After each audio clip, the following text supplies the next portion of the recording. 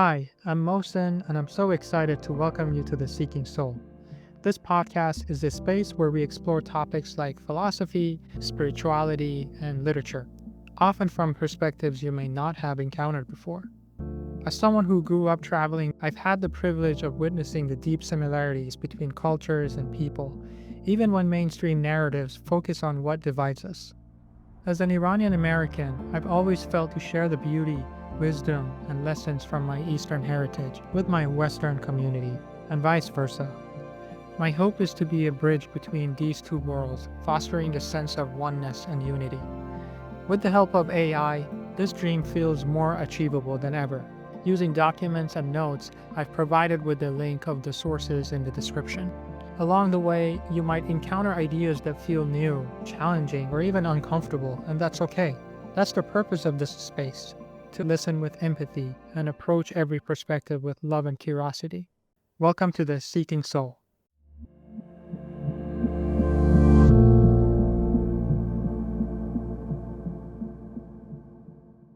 Welcome back, everyone. We've got an exciting deep dive lined up today, exploring Iranian identity through the lens of its literature. Sounds fascinating. It is, and we've got a great starting point.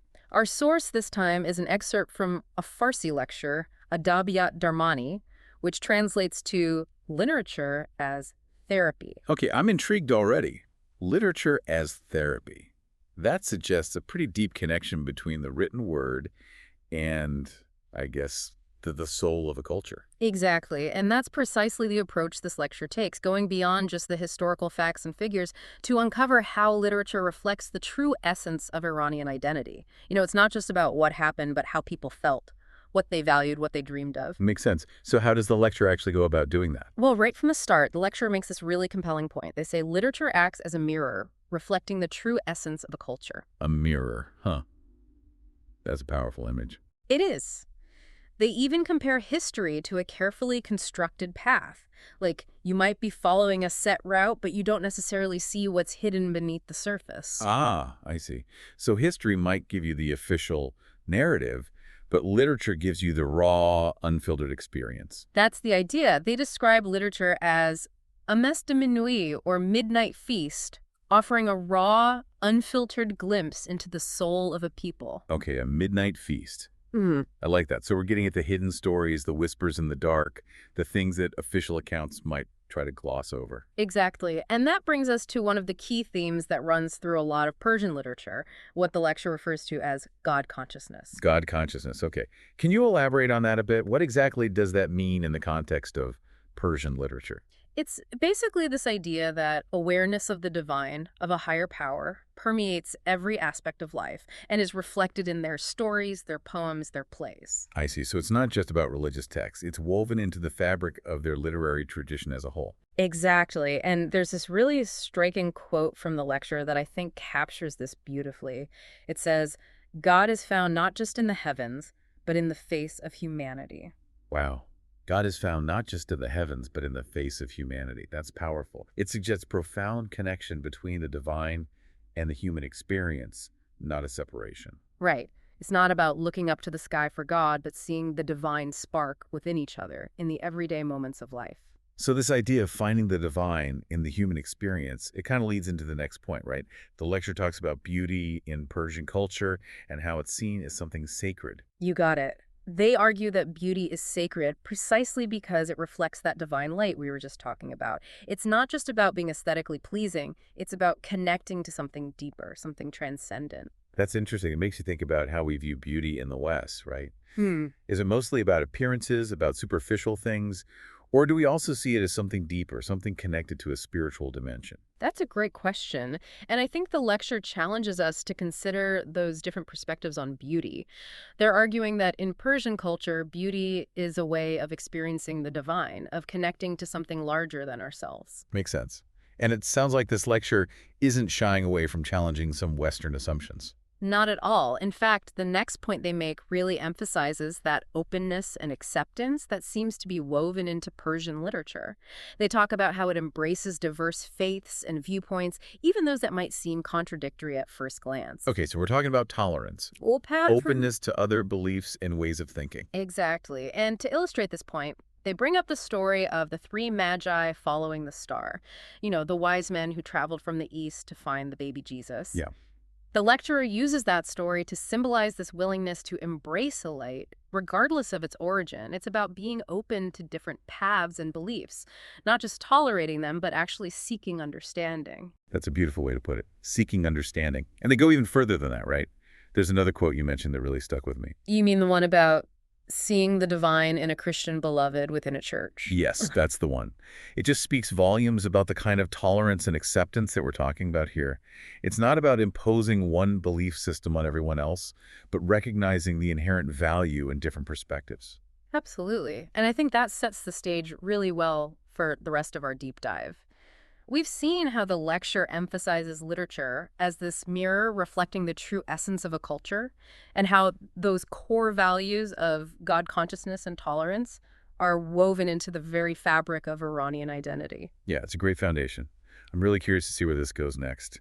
And that brings us to another fascinating aspect of Persian literature, and one that you might find a bit surprising. Oh, do tell. It's their celebration of life, even in the face of sorrow. Now, that is interesting. It's not what we typically associate with, say, mourning or grief, at least not in Western cultures. Right. And the lecture really challenges those preconceptions. It explains how rhythm and music are often incorporated into Persian literature, even when dealing with themes of loss, sadness, even death. So it's not about denying the sadness or trying to pretend it doesn't exist? Not at all. It's more about recognizing that joy and sorrow are both part of the human experience, and that even in the darkest of times, there's still a reason to celebrate the beauty of life. Okay, I'm starting to see where this is going. So how exactly does this play out in Persian literature? Can you give me some specific examples? Sure. The lecture talks about how even mourning rituals, which we often think of as somber and silent, actually incorporate rhythm and music in Iranian culture. Wow, that's fascinating. So instead of just weeping and wailing, there's this element of, I don't know, maybe rhythmic chanting or drumming. Exactly. And this rhythmic element isn't just incidental. It's actually seen as a way of processing grief, of finding strength and solace in the face of loss. I see. It's like the rhythm itself becomes a source of comfort and resilience. That's a great way to put it. And this emphasis on rhythm isn't limited to mourning rituals. It extends to their poetry as well. The lecture even contrasts the complexity of rhythm in Persian poetry with the simpler, more regular rhythms we often find in English poetry. So the rhythm itself is more intricate, more nuanced. Exactly. It's like the rhythm itself embodies that dynamism and emotional depth of their cultural expression. I love that. It's not just what they're saying, it's how they're saying it. The rhythm itself becomes part of the meaning. Exactly. And this appreciation for rhythm and complexity, it kind of ties into the next point, which is a bit more, well, maybe a bit controversial, especially from a modern perspective. Controversial. Now I'm really intrigued. What's the lecture getting at here? It's about the portrayal of women in Persian literature. Ah, okay. Yeah, I can see how that could be a sensitive topic, especially given the way women are often portrayed in some traditional texts. Right. And the lecture acknowledges that this can be a complex and nuanced issue. But instead of shying away from it, they actually encourage a more nuanced understanding, focusing on the archetype of the beloved, which is often used to represent the divine feminine. The beloved as the divine feminine. Okay, I'm listening. Tell me more about this archetype. It's not about portraying women as weak or subservient, but rather as representing a powerful and mysterious force, a source of inspiration and spiritual longing. Okay, so there's this element of mystery, of reverence even, surrounding the feminine in Persian literature. Exactly. And they use this interesting analogy to illustrate this concept. They say the woman sits on the throne of grace, while man is portrayed as yearning and striving. The throne of grace. I see how that could be interpreted as elevating the feminine to a position of spiritual authority. But I can also see how some people might find that imagery a bit outdated, maybe even a bit problematic from a contemporary feminist perspective. What do you think? Yeah, it definitely raises some questions. Yeah. But I think it's important to remember that these archetypes emerge from a different cultural and historical context. And maybe instead of dismissing them outright, we can try to understand the deeper symbolism at play here. So it's about trying to understand the cultural values that shape these stories, not necessarily judging them by our own modern standards. Exactly. And I think the lecture encourages that kind of open-mindedness. They're not saying these portrayals are perfect or without flaw, but they are suggesting that there's more to them than meets the eye, and that understanding those deeper layers can give us a more nuanced appreciation for Persian literature and Iranian culture as a whole. Makes sense. It's about trying to see things from their perspective, even if it's different from our own. And this discussion about the feminine and the divine, it actually connects to another aspect of Persian culture that we haven't really touched on yet: music. Oh, absolutely. The lecture emphasizes how deeply intertwined music is with their literary traditions. It's not just entertainment, it's an integral part of their cultural and spiritual expression. Right. And they even point out that Persian music often had thematic elements, with each piece conveying specific emotions and ideas. Exactly. It's like music serves as another language for expressing their cultural and spiritual depths. And this emphasis on music goes hand in hand with their love for rhythm, as we discussed earlier. They even argue that the intricate and diverse rhythms in Persian poetry are often overlooked in Western interpretations. It's like we're only hearing part of the story if we don't understand the role of music and rhythm in their culture. Precisely. And it highlights this idea that to truly appreciate another culture, we need to be open to experiencing it through all our senses, not just through the intellect. That's beautifully put. It's about engaging with the culture on its own terms, not just trying to fit it into our own preconceived boxes. Exactly. And this openness to experiencing the world through all our senses is, I think, a key to understanding the Iranian worldview as a whole. It's about embracing the richness and complexity of life, finding the divine stark in the everyday, and celebrating the beauty of existence, even in the face of sorrow. Okay, I'm seeing a pattern here. This embrace of complexity, of finding the divine in the human experience. It seems to be a recurring theme. You're absolutely right, and that leads us to another fascinating point in the lecture: the Iranian view on the nature of religion itself. Oh, okay. This should be interesting. What's their take on religion? Well, they argue that for Iranians, religion is a two-part experience. It's not just about intellectual understanding, but about how you live your life, how you interact with the world around you. It's about putting your beliefs into action, making them a lived reality. So it's not just about faith, it's about deeds. Precisely. And they highlight this concept of widat al-wujud, or unity of being, suggesting that God is present in all things. This isn't just an abstract philosophical idea. It's a way of life that informs their cultural practice and values. So for them, the divine isn't something separate or distant. It's woven into the fabric of everyday life. Exactly. And they share this thought-provoking quote to emphasize this point: "Woe to the people whose God is in the sky." It challenges the notion of a distant, removed God, emphasizing the need to experience the divine in our daily lives, in our interactions with each other and with the natural world. Wow, that's a powerful image. Woe to the people whose God is in the sky. It really drives home the point that for them, spirituality isn't about escaping from the world, it's about finding the sacred within it. Exactly. It's about recognizing that the divine is present in everything, and that by living a life of service and compassion, we're actually expressing that divine spark within ourselves. So we see how this idea of experiencing the divine in daily life leads them to a discussion of service and compassion. Right. They argue that in Persian culture, the highest form of being is to serve others. It's not about personal gain or status. It's about contributing to the well-being of your community and the world. It's about recognizing our interconnectedness and using our lives to make a positive impact. And to really bring this point home, they bring up the Zoroastrian tradition of tying a kusti or sacred thread around the waist as a symbol of service. Oh, that's right. It's a physical reminder of their commitment to serving others. Not just a belief, but an action. Exactly. It's about weaving that commitment into the very fabric of their lives. And I think this message of service and compassion, it really resonates across cultures and time. It's a reminder that our lives have meaning beyond our own individual pursuits, and that true fulfillment comes from giving back and making a positive impact on the world. Absolutely. And it challenges us to ask ourselves, how are we living our lives? Are we focused solely on our own needs and desires? Or are we actively seeking ways to contribute to the well-being of others and make the world a better place? Big questions, and it seems like this lecture is full of them. It is, and that's what makes it so fascinating. It's not just giving us information, it's challenging us to think differently, to see the world through a new lens. And that, I think, is the power of engaging with other cultures. It forces us to step outside of our own comfort zones and consider different ways of being in the world.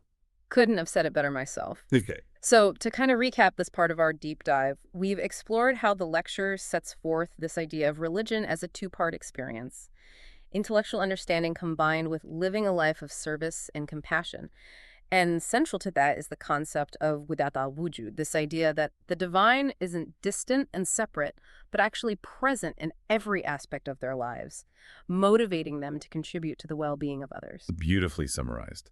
And that focus on service and compassion, it really ties into another crucial aspect highlighted in the lecture: the importance of tolerance and understanding, a value that seems to permeate Iranian culture. Right. And we touched on this a bit earlier with the story of the Magi, but they go even deeper here.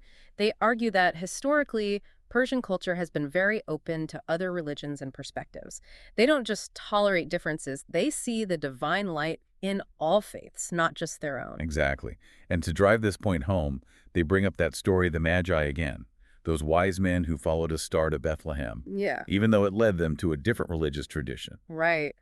It's such a powerful symbol of that openness and willingness to embrace a light, regardless of its origin. It's not about clinging to one narrow path, but recognizing that there are many ways to connect with the divine. It makes you wonder, how can we cultivate that same spirit of tolerance and understanding in our own lives and community? Yeah, how can we be more like the Magi, more willing to follow a light, even if it leads us outside of our comfort zones, beyond our own familiar beliefs and traditions? That's the challenge, isn't it? To open ourselves up to the unknown, to embrace the diversity of human experience, and to see the divine spark in everyone, regardless of their background or beliefs. And I think that's a perfect segue to the next part of our discussion. Oh, and where are we headed next? Well, the lecture goes on to explore how this openness extends beyond religious tolerance. They talk about how Persian literature celebrates all forms of beauty, always striving to find harmony in the world.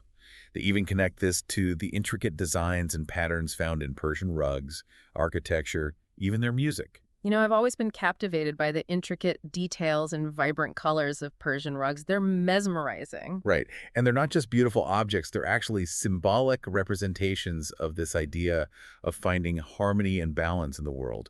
Each element, each color, each knot contributes to the overall beauty and integrity of the design. It's like a metaphor for life itself, isn't it? All these Yeah. different elements coming together to create something whole and beautiful. Exactly.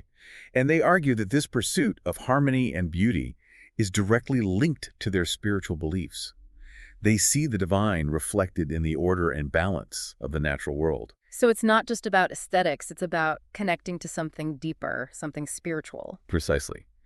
And it highlights this idea that for them, beauty isn't superficial, it's a reflection of the divine order that underlies all of creation. That's beautiful. And it makes me think about how we often separate things in the West, like art and religion, beauty and spirituality.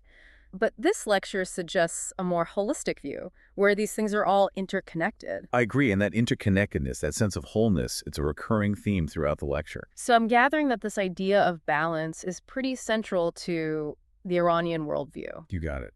And they even have a specific term for it, su'is, which means balance.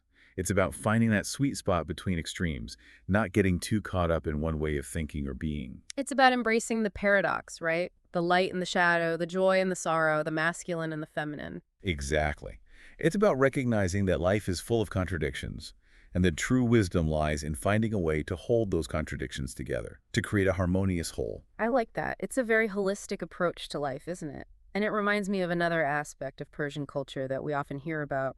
Their strong emphasis on family and community. Oh, absolutely. The lecture talks about how Persian literature often stresses the importance of family bonds and respecting elders. It's about recognizing where we come from, honoring our roots. Right, and it's not just about family ties, it's about community as a whole. They have that complex system of politeness and etiquette called taraf, which governs social interactions in Iranian culture. Oh yeah, tear off.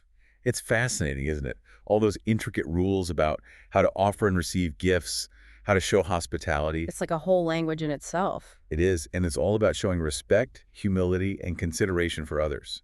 It's about putting the needs of others before your own and fostering a sense of community and harmony. It really highlights the importance they place on relationships and social connections, doesn't it? It does, and it's a good reminder that even something as seemingly simple as etiquette can reveal deeper cultural values. It's not just about being polite. It's about acknowledging the importance of those around us and nurturing those bonds of connection. That's beautiful. And it makes me think about how important it is to be aware of these cultural differences, especially when we're interacting with people from other backgrounds. It's about being respectful and trying to understand the meaning behind those customs. Absolutely. It's about being mindful and approaching those interactions with curiosity and an open mind. And that open-mindedness, that willingness to learn and grow, I think it's essential for bridging those cultural divides and building a more harmonious world. I couldn't agree more. And that brings us to another interesting point in the lecture, one that touches on the theme of individual contributions within a larger context. Okay, I'm intrigued. What do they say about individual contributions? Well, they use this lovely analogy, comparing different cultures to guests bringing their own unique dishes to a grand feast. Each culture brings something special to the table, contributing to the richness and diversity of the overall experience. I love that analogy. It's not about competition, it's about collaboration. Exactly. And they specifically highlight the contributions of Persian culture, urging listeners to embrace their heritage and share their gifts with the world. So it's about recognizing the unique beauty and value that each culture brings to the table and celebrating that diversity. Precisely. It's not about one culture being better than another. It's about recognizing that we all have something to offer, and that by working together, we can create something even richer and more beautiful. That's a beautiful message. And it's especially relevant for younger generations, isn't it? Absolutely.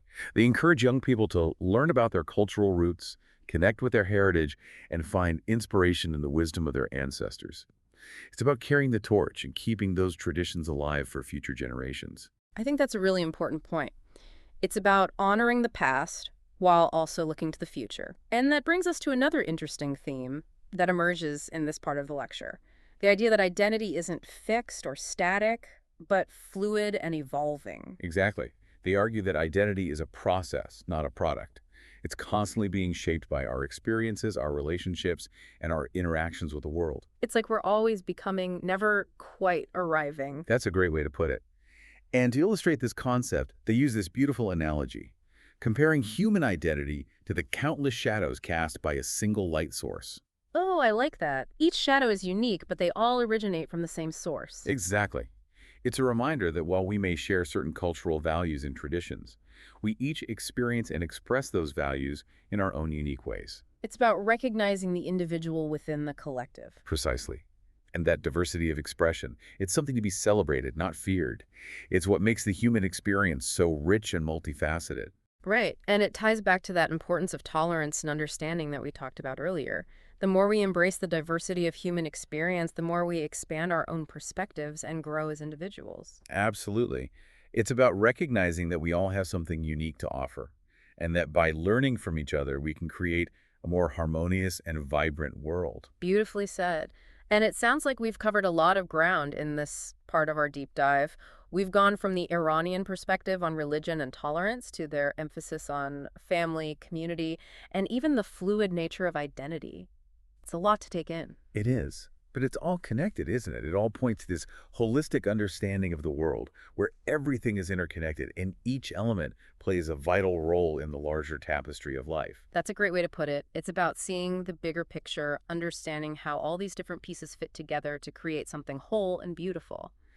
And I think that's a perfect place to pause for now. And that sense of purpose is beautifully illustrated in the lecture through a really powerful analogy. Oh, right, the tapestry analogy. I remember that. Yeah, they use the idea of a tapestry to describe how each individual life is like a single thread.